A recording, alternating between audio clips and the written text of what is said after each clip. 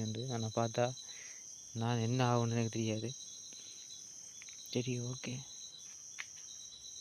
பார்க்கணும், வீடியோ எடுக்கணும் அப்படின்னு ஒரு ஆசை இருக்குது. பார்ப்பேன், என்ன முடிஞ்ச அளவுக்கு நான் வீடியோ எடுப்பேன். இல்லை அப்படின்னு சொல்லி கமெண்ட் பண்ணிக்காதீங்க.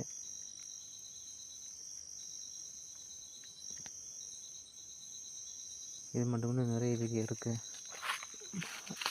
ஐயோ,